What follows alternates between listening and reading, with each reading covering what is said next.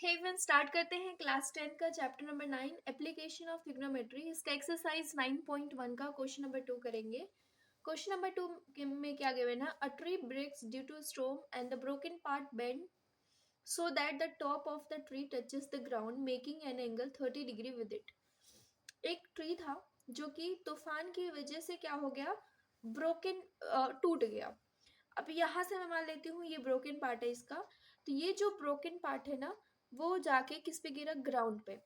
ये जाके ग्राउंड पे गिरा। एंड सो दैट जो इसका टॉप था वो top of the tree touches the ground. Okay, यहाँ से मैं मान लेती हूँ ये एक पेड़ है, ये ट्री है, यहाँ से टूटा और टूटने के बाद ये गिरा और ग्राउंड पे जाके इसका जो टॉप है वो टच हुआ। और वो कितना एंगल बना रहा था? 30 डिग्री एंगल बना रहा था। तो यहाँ पे एंगल कितना बन रहा है? 30 डिग्री बन रहा है। ओके, आगे क्या गिवन है? The distance between the foot of the tree. Foot of the tree कहाँ पे है? ये इसका फुट ऑफ द ट्री। किसके बीच में distance? Foot of the tree. दूसरा क्या दिया हुआ है? To the point. उस पॉइंट पे जहां पे जो टॉप है ना वो टचेस किया था ग्राउंड इज 8 मीटर। इसका मतलब ये कि जो डिस्टेंस दिया है, ये जो ट्री का बॉटम है ना, ट्री का बॉटम है, जो ट्री का फूट है वहां से, और जहां पे जो जिस पॉइंट पे जो ब्रोकन पार्ट टच हुआ था वहां से वहां तक, यहाँ से यहाँ तक की दूरी कितनी दी हुई है? 8 मीटर दी हुई है। अब हमें क्या फाइंड आउट करना है? Find the height of the tree. अगर आपको उस पेड़ की लंबाई खोजनी है या हाइट निकालनी है, हाइट में क्या क्या चीजें आ जाएंगी? एक तो ये वाला पार्ट आ जाएगा इतना, और ऊपर वाला पार्ट आ जाएगा। अब ये ऊपर वाला पार्ट जो है वो ब्रेक होके कहाँ पे गिरा है? यहाँ पे, है ना। तो मतलब जो हमारा ट्री है ये इतना ये पार्ट है और इतना ये पार्ट है। तो अगर मैं इन दोनों को निकाल लूं तो मुझे क्या मिल जाएगा? हाइट ऑफ द ट्री मिल जाएगा। अगर ये जो ब्रोकन पार्ट नहीं होता, ये ऊपर होता, तो हम क्या करते? ये दोनों निकालते।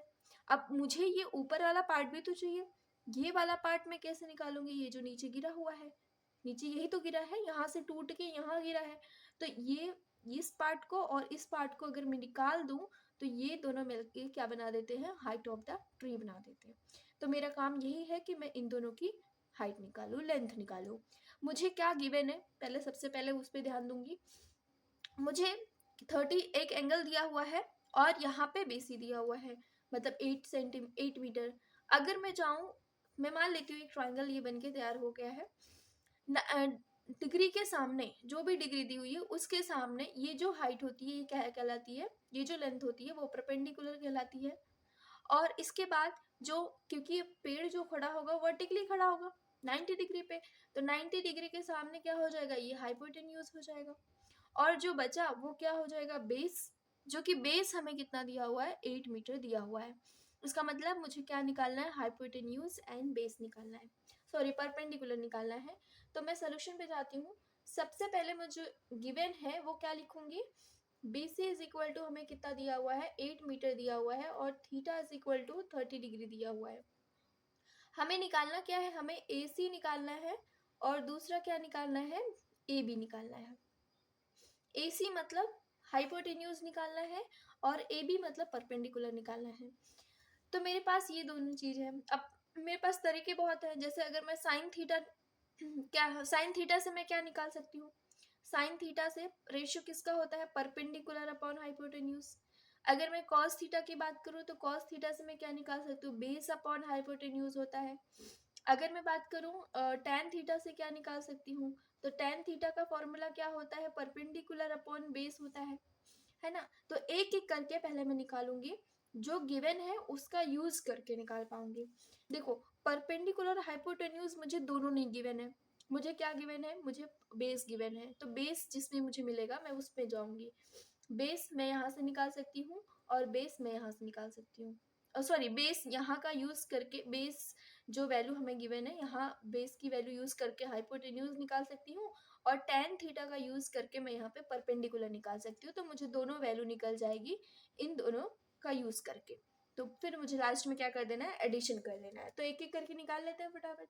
हम पहला निकालते हैं। cos theta is equal to क्या होता है? Base upon hypotenuse. अब यहाँ पे बेस क्या है? BC है और हाइपोटेन्यूज क्या है? AC है। हमें कॉस 30 एंगल कितना दिया हुआ है, कॉस 30 डिग्री, और बीसी कितना दिया हुआ है हमें, 8 मीटर दिया हुआ है। डिवीजन में एसी कितना दिया हुआ है, नहीं दिया हुआ है, ये हमें फाइंड आउट करना है। ओके, कॉस 30 की जो वैल्यू होती है वो कितनी होती है, √3 डिवाइड बाई 2 होती है, is equal to 8 metre upon AC. ठीक है, अब हमें क्या करना है, एसी की वैल्यू निकालनी है। तो यहाँ पे अगर मैं जाऊंगी तो क्या करूंगी, क्रॉस मल्टीप्लीकेशन, क्रॉस मल्टीप्लीकेशन में क्या हो जाएगा, √3 AC हो जाएगा, और यहाँ पे कितना हो जाएगा, 8 2 जा 16 मीटर हो जाएगा। मुझे सिर्फ एसी की वैल्यू चाहिए, तो एसी की वैल्यू चाहिए तो कितना हो जाएगा, 16 अपॉन √3 मीटर हो जाएगा। अब यहाँ से अगर मुझे रेशनलाइजेशन करना है तो मैं कर सकती हूँ। खैर पहले मैं क्या निकाल लेती हूँ, दूसरी वैल्यू निकाल लेती हूँ, ए बी निकाल लेती हूँ। तो ए बी कैसे निकालो, ए बी मतलब परपेंडिकुलर, परपेंडिकुलर यहाँ से मैं निकाल सकती हूँ। तो tan theta is equal to formula क्या होता है, परपेंडिकुलर अपॉन बेस। अब यहाँ पे परपेंडिकुलर कितना है, परपेंडिकुलर मतलब ए बी, बेस मतलब बी सी, और tan 30 डिग्री यहाँ पे दिया है। पर ए बी कितना है, ए बी हमें नहीं गिवन है, ए बी हम ऐसे रखेंगे। डिवीजन में बी सी कितना है, बी सी हमें दिया हुआ है 8 मीटर, और tan 30 की जो वैल्यू होती है वो कितनी होती है, 1/√3 होती है, ए बी अपॉन 8 मीटर। अब हमें क्या करना है, सिर्फ ए बी की वैल्यू चाहिए, तो A B is equal to 8 1 जा क्रॉस मल्टीप्लीकेशन करेंगे तो 8 1 जा 8/√3 हो जाएगा। अब क्या करना है, क्योंकि मुझे पूरी ट्री की लेंथ चाहिए तो मैं क्या करूंगी, ए सी और ए बी को ऐड कर दूंगी। तो यहाँ पे जब मैं यहाँ पे निकालूंगी height of the tree, height of the tree, height of the tree कैसे निकल के आएगा, ये वाली हाइट और इतनी हाइट, तो A B plus A C. A B कितना दिया हुआ है, 8/√3 दिया हुआ है, और फिर इसके बाद बी सी कितना दिया, ए सी कितना दिया हुआ है, 16/√3 दिया हुआ है। कॉमन कितना निकलेगा, अगर मैं यहाँ से कॉमन निकालूं तो 8 इसमें कॉमन है, तो 8 कॉमन निकाल लिया, दूसरा नीचे √3 कॉमन है, √3 निकाल लिया, तो यहाँ पे क्या बचेगा, 1 बचेगा, क्योंकि 8/√3 निकल गया है। यहाँ पे क्या बचेगा, 8 2 जा 16 और √3 बाहर निकल चुका है, तो यहाँ पे कितना हो गया, 8√3 मल्टीप्लाई बाय ये 3 हो गया। अब अगर मुझे रैशनलाइजेशन करना है, रैशनलाइजेशन कैसे करते हैं, जैसे मुझे ये √3 नीचे से हटाना है, तो √3 कैसे निकलेगा, 8/√3 ऐसे रखेंगे। इस 3 को हम कैसे लिख सकते हैं, √3 मल्टीप्लाई बाय √3 लिख सकते हैं, तो 3 से 3 कैंसिल हो जाएगा, और यहाँ पे क्या हो जाएगा, 8√3 मीटर। ये किसकी लेंथ हो जाएगी, ये हाइट ऑफ द क्या है, ट्री है।